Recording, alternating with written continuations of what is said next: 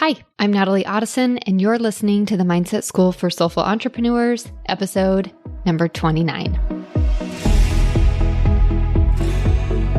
Welcome to the Mindset School podcast, a show for spiritual entrepreneurs who are ready to stop feeling stuck, reconnect to their soul's purpose, and create a deeply fulfilling life and business. I'm Natalie Otteson, transformational life coach and reconnection healing foundational practitioner. And I can help you scale and grow a six-figure business from a place of inner authority, wisdom, knowledge, and truth.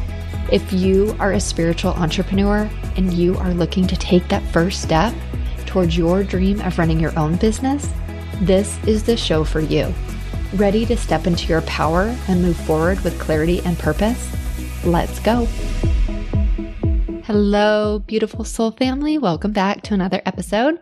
I am so excited you're here, and I have such a good topic for you today.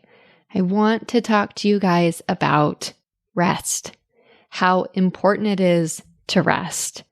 And this is actually going to be a quick little episode because I need to get back to resting. So, why is rest important? Ultimately, before we can move mountains, we must first be able to sit still. So rest isn't just about physical relaxation. It is a sacred space where you recharge spiritually, mentally, and emotionally, and sometimes even physically.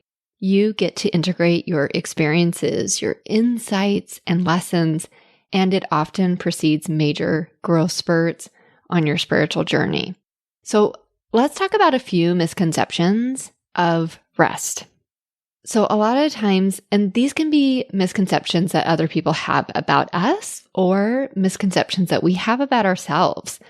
And number one is thinking that rest is laziness. So many of us think that taking time to rest is the equivalent to being lazy or unproductive, and it is just not true. True rest is actually a form of active participation in your well-being. Because you've all been on an airplane, and every single time you're on that airplane, they tell you have to put your mask on first. And sometimes it is necessary and imperative to put your mask on first. Number two, another misconception is that you're falling behind. And I just want to first offer to you that what is meant for you is always going to be meant for you, whether it's today or 9 years from now. So often in this little fast-paced society that we're in, resting can make you feel like you're losing ground. And I just want you to remember that this is your journey and it is not a race, and you are going to get and achieve whatever it is that you are meant to get and achieve in this lifetime, and resting is never going to take that away from you. Number three, rest is unnecessary. That one could not be further from the truth. The belief that we should be doing to be effective is just false. And even the most enlightened souls take time to rest and reflect. And I'm sure you've all heard this. We are human beings, not human doing. I think that's how it goes. So some signs that you need to honor the resting phase. Number one could be burnout or fatigue. So we, especially as spiritual entrepreneurs, we have a lot physically, emotionally, spiritually, mentally going on. And that physical or emotional exhaustion, that can be a clear sign that you need to slow down or maybe even rest a little bit. Number two is feeling disconnected. If you are feeling disengaged from your practices or your spiritual community, perhaps it's time to recenter, regroup, reconnect. Number three is if you might be feeling overwhelmed. When you start to feel overwhelmed, that is a pretty good indicator that you need to pause and declutter your spiritual or mental spaces. And sometimes that can even show up in our physical spaces as well. Number four, if you're feeling lack of inspiration or joy, spiritual practices shouldn't be draining. If it starts to feel like a chore, it might be time to take a step back. and possibly reevaluating how it is you're thinking about these things. And that is where a coach comes in, where somebody like myself can help you look at what is going on for you, this lack of inspiration or joy. How can you reset your mind in order to get you back on track with what's going on? Or truly, maybe it's just time to take a break. So I wanted to offer you some tips for embracing the resting phase, because sometimes we're not good at that. So a good way to start is setting boundaries and learning to say no when your inner self is craving that solitude or that rest. If you find yourself saying yes when you're really wanting to say no, I want to offer you the opportunity to set some boundaries right then and there. Also, indulging in mindfulness exercises. This podcast is all about teaching and helping you create your own mindfulness practice. So if you have any questions on how to create that for yourself, you can go back and listen to the first couple episodes because I really dive into it there. But really create a mindfulness practice for yourself, because sometimes rest is as simple as being present in the moment.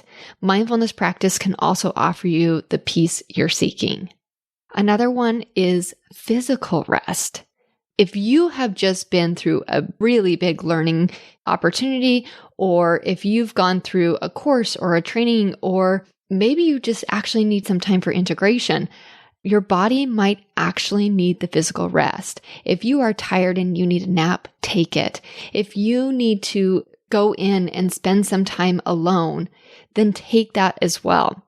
So whether it's a long bath, whether it's sleeping in, or just simply sitting quietly, make sure to include physical rest in your routine. Another tip that you can do is engage in some passive learning. So if you've been doing a lot of active learning, maybe you can step back a little bit and do some passive learning. Listen to an uplifting podcast, or read some inspirational literature, or simply watch the sunset. Another one is ask for support. Don't hesitate to ask for help or delegate tasks that are hindering your restful period. I'm going to tell you, this is probably one of my hardest ones, because when I get into this space where I need rest, I have a very hard time asking for help or asking for support. So I just want to remind you that you probably have people around you who are there and ready to support you. And if you don't, I want to encourage you to find your community that you can turn to, because they are there and they are available and they want to help you. So seek support of people around you. Ask for help or delegate tasks that are hindering your restful period. Another one is reevaluate and plan. Use this phase to assess your goals, your spiritual practices, and your life situations. I want to remind you that when you are feeling like you need to rest, that does not mean that you quit.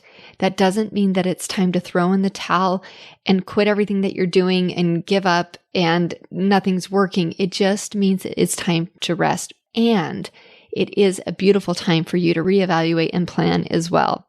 It's the perfect time to make tweaks or some changes in what's going on in your life. Another one is guilt-free rest. How many of you can do guilt-free rest?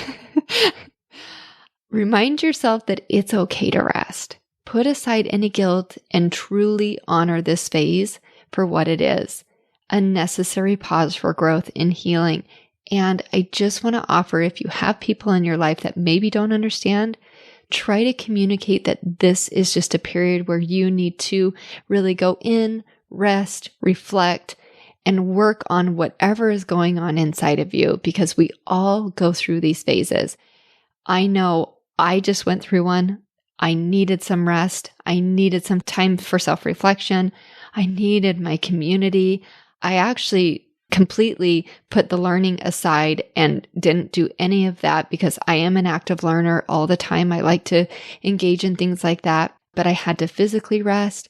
I had to put everything aside and set some really good boundaries and let many people in my life know that I needed to just take some time for me right now. It means nothing about them. It's just what I need to do for me. So I want to offer the same to you.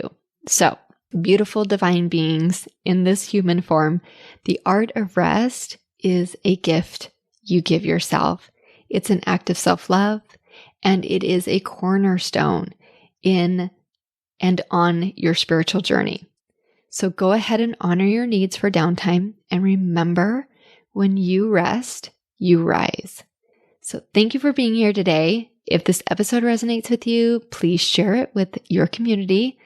Don't forget to subscribe. And if you are needing community, you can always find me at Soul Sister Coaching on Instagram. And I will see you next week. All my love. Thank you for joining me for this week's episode of the Mindset School. Ready to dive deeper into finding your purpose and create a deeply fulfilling life? Visit soulsistercoaching.com for more guidance and resources. See you next week.